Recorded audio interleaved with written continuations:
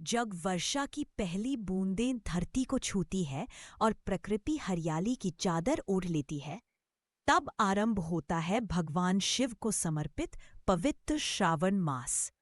लेकिन क्या आपने कभी सोचा है कि सावन का प्रत्येक सोमवार महादेव को इतना प्रिय क्यों माना जाता है? विजुअल। श्रद्धालु इस दिन उपवास रखते हैं, शिवलिंग पर जल और बेलपत्र अर्पित करते हैं और ओम नमः शिवाय का स्मरण करते हैं। इस परंपरा के पीछे केवल एक पूजा विधि नहीं, बल्कि त्याग, करुणा और अटूट विश्वास की एक गहरी कथा छिपी है। पौराणिक परंपरा के अनुसार अमृत प्राप्त करने के लिए देवताओं और असुरों ने मिलकर क्षीर सागर का मंथन आरंभ किया। मंदराचल पर्वत मथनी बना और नागराज वासुकी की सहायता से सागर की अथाह गहराइयां जाग उठीं।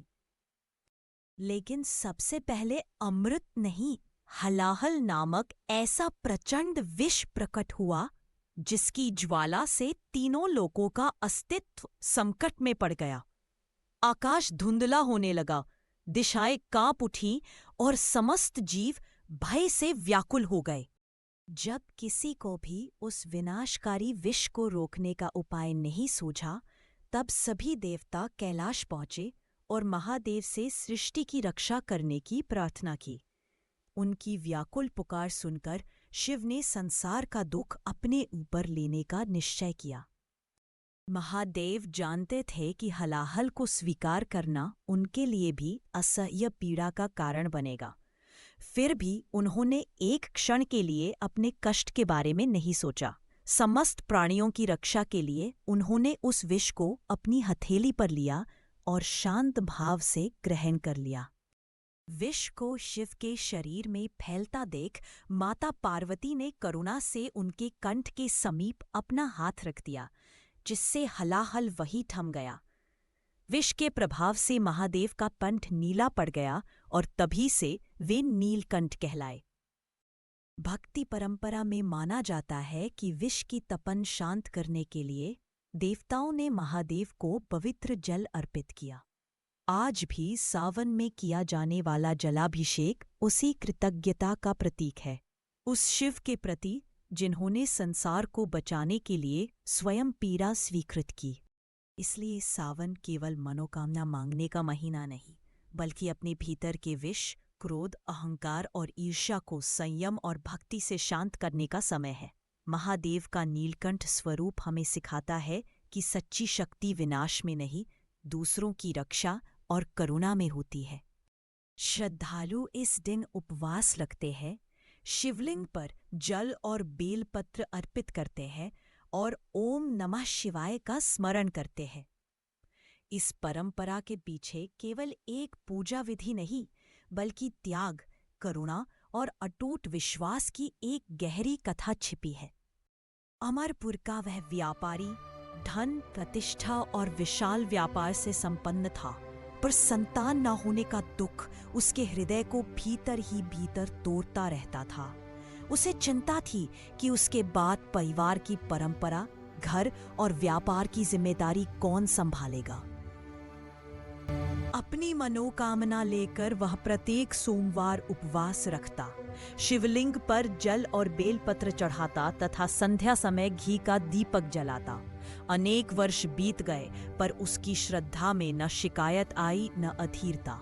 वह हर सोमवार पहले से अधिक विश्वास से महादेव का स्मरण करता। कैलाश पर माता पार्वती ने उसकी निष्ठा देखी। उन्होंने अनुभव किया कि व्यापारी केवल वरदान पाने के लिए नहीं, बल्कि सच्चे प्रेम और समर्पण से शिव की आराधना करता है। भक्त की मौन पीड़ा ने उनके करुणामय हृदय को स्पर्श किया। माता पार्वती ने महादेव से उस भक्त की मनोकामना पूर्ण करने का निवेदन किया। शिव ने समझाया कि संसार में प्रत्येक जीव को अपने कर्म और नियति के अनुसार फल प्राप्त होता है। फिर भी पार्वती ने उसकी निष्कपट भक्ति पर कृपा करने का विनम्र आग्रह किया। अंततः महादेव ने कहा कि व्यापारी को पुत्र अवश्य प्राप्त होगा, लेकिन उस बालक की आयु केवल 16 वर्ष होगी। यह वरदान आनंद के साथ एक कठिन परीक्षा भी लेकर आया। ऐसी परीक्षा जिसमें प्रेम, भय और विश्वास तीनों साथ चलने वाले थे। उसी रात व्यापारी ने स्वप्न में महादेव का दर्शन किया। शिव ने उसे पुत्र प्राप्ति का आशीर्वाद दिया और साथ ही 16 वर्ष की सीमा बताकर धैर्य रखने को कहा। व्यापारी जागा तो उसकी आंखों में कृतज्ञता भी थी और आने वाले वियोग की अनकही पीड़ा भी। उसने यह रहस्य किसी से नहीं कहा। पत्नी की आशा बनाए रखते हुए वह पहले की तरह प्रत्येक सोमवार व्रत करता रहा।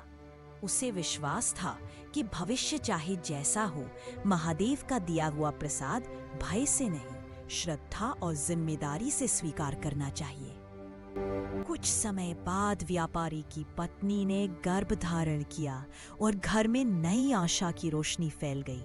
परिवार आनंदित था, लेकिन व्यापारी हर खुशी के बीच शिव के वचन को याद करता और अपनी चिंता को मौन प्रार्थना में बदल देता।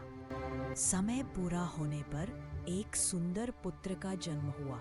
घर में दीप जलाए गए, दान दिया गया और मंगल उत्सव मनाया गया।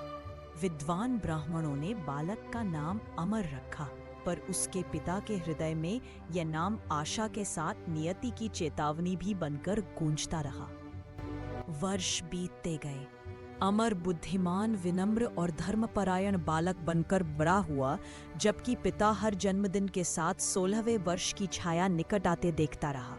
फिर भी उसकी सोमवार की पूजा कभी नहीं टूटी और जब अमर 12 वर्ष का हुआ, उसके जीवन की अगली यात्रा का समय आ पहुंचा। अपने पिता की आज्ञा लेकर अमर अपने मामा दीपचंद के साथ काशी की ओर चल पड़ा। पिता ने उन्हें पर्याप्त धन देते हुए कहा था कि प्रत्येक पड़ाव पर यज्ञ करना, ब्राह्मणों को भोजन कराना और जरूरतमंदों की सहायता करना।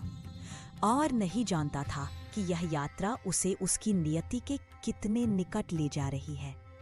रास्ते में जहां भी मामा भांजे विश्राम करते, वहां एक छोटा यज्ञ आयोजित करते। वे ब्राह्मणों को आदर पूर्वक भोजन कराते, साधुओं को वस्त्र देते और निर्धनों में अन्न बांटते। अमर के संस्कारों और विनम्रता को देखकर हर व्यक्ति उसे आशीर्वाद देता, जबकि दीपचंद भीतर ही भीतर उसकी रक्षा के लिए प्रार्थना करते रहते।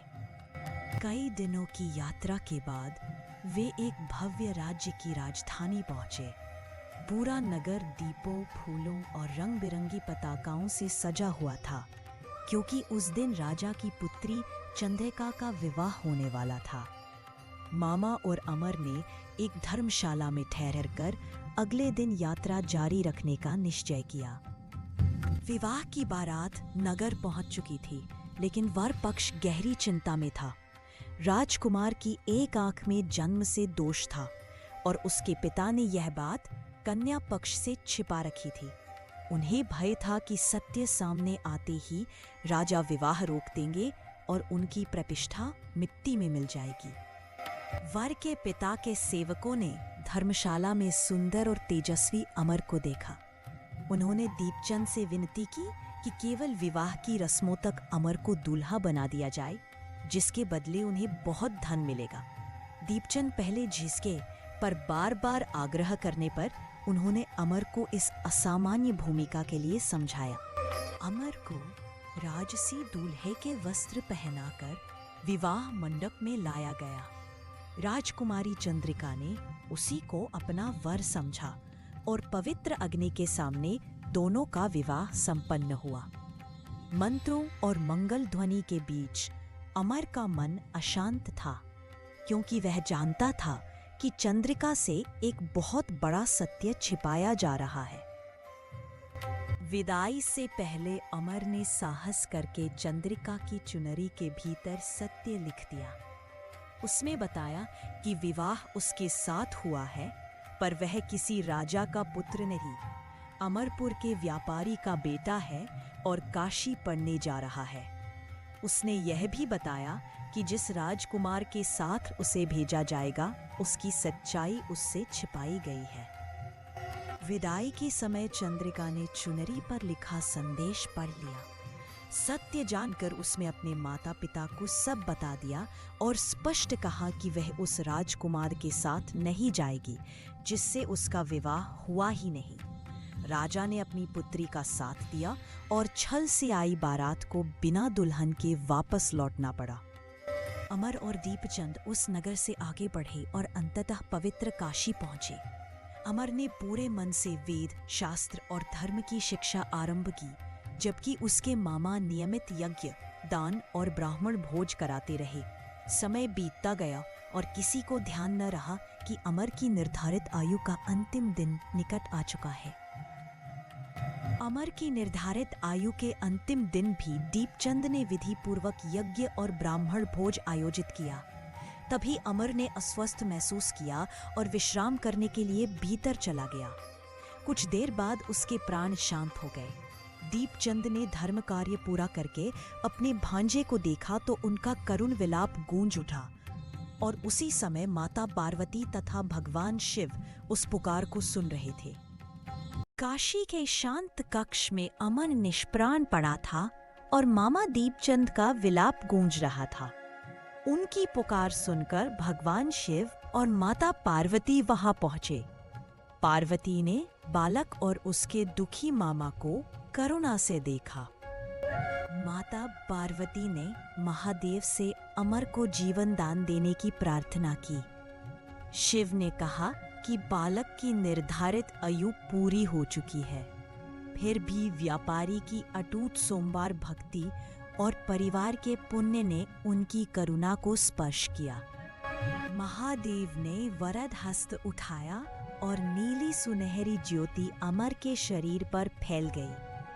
कुछ क्षण बाद अमर ने धीरे धीरे आंखें खोली और उठकर बैठ गया। दीपचंद ने आनंद से शिव पार्वती के चरणों में प्रणाम किया। अमर और दीपचंद ने काशी के शिव मंदिर में जीवन दान के लिए धन्यवाद दिया। शिक्षा और धार्मिक कर्तव्य पूर्ण करके दोनों अमरपुर के लिए चल पड़े। मार्ग में वे पहले की तरह यज्ञ, दान और ब्राह्मण भोज करते रहे। वापसी में वे उसी राजनगर पहुंचे जहां अमर का विवाह राजकुमारी चंद्रिका से हुआ था। राजा ने अमर को पहचानकर सम्मान सहित महल में बुलाया। अमर के जीवित लौटने का समाचार सुनते ही चंद्रिका आनंद से भर गई। चंद्रिका ने उसी सत्यवादी बालक को देखा जिसने उसकी चुनरी पर सच्चाई लिखी थी। राजा और रानी ने दोनों को आशीर्वाद देकर विदाई की तैयारी कराई। अमर और चंद्रिका ने विनम्रता से बड़ों के चरण स्पर्श किए। अमर, चंद्रिका और दीपचंद अमरपुर की ओर चल पड़े। हर पड़ाव पर वे जरूरतमंदों को अन्न और वस्त्र बांटते रहे। उनके हृदय में महादेव के प्रति गहरी कृतज्ञता और श्रद्धा थी। अमर और चंद्रिका को सकुशल घर लौटते देखकर अमर के माता पिता की आंखों से आनंद के आंसू बह निकले। पिता ने अपने पुत्र को हृदय से लगा लिया और माता ने चंद्रिका को प्रेम पूर्वक अपनी पुत्रवधू के रूप में स्वीकार किया। जिस घर पर कभी दुख और अनहोनी का भय छाया था, वही घर अब महादेव की कृपा, कृतज्ञता और परिवार के पुनर्मिलन की प्रसन्नता से भर उठा। उसी रात भगवान शिव ने व्यापारी को स्वप्न में दर्शन दिए। महादेव ने बताया कि सोमवार व्रत, निष्काम पूजा और अटूट विश्वास से प्रसन्न होकर अमर को दीर्घायु दी गई है। पूरा परिवार शिव के चरणों में कृतज्ञ होकर झुक गया। सावन सोमवार को पूरा परिवार मिलकर शिवलिंग का जलाभिषेक करने लगा।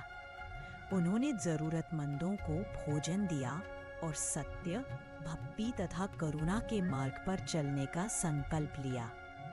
हर हर महादेव। ऐसी ही दिव्य कथाओं के लिए दिव्य कथा विद गीता से जुड़े रहे।